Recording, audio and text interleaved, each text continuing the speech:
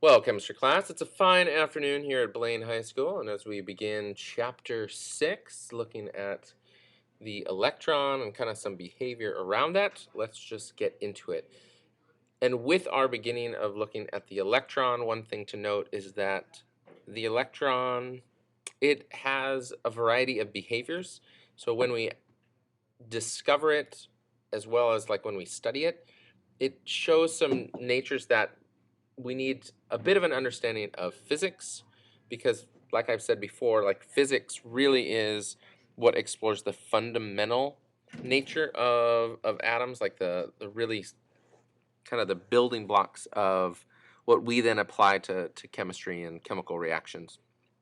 So when we look at the electron, one of the ways that the electron behaves, it behaves like waves. And when we talk about waves, waves have, like a pattern, like a cyclical pattern, and up and down. So you have a wavelength and you have an amplitude. The amplitude can be higher or, lower. So that's like, if you think of sound waves, the higher the amplitude, the stronger the signal. And then for wavelength, that determines kind of how much energy is associated with it. So if you think of a radio wave, when we talk about electromagnetic, radio wave is really long, has very long wavelength.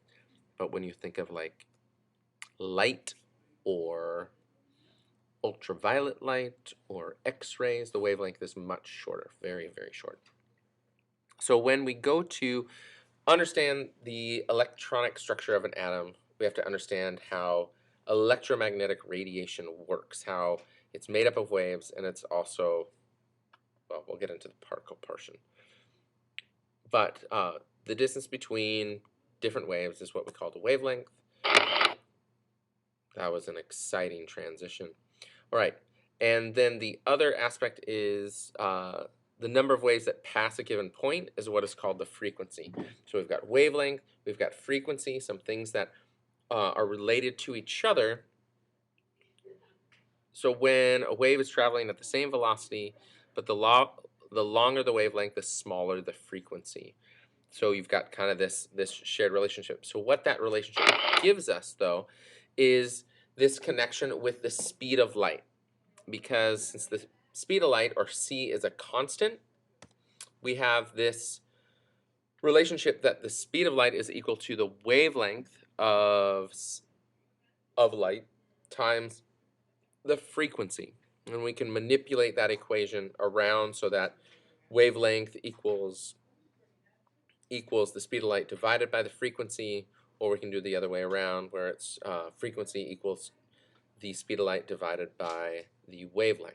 So when we want to talk about, and we'll get to this, but when we look at the spectra from hydrogen gas, when we put hydrogen gas through the electrical current, and we use the little black spectroscopes, we see, specific bands that are a specific color of light.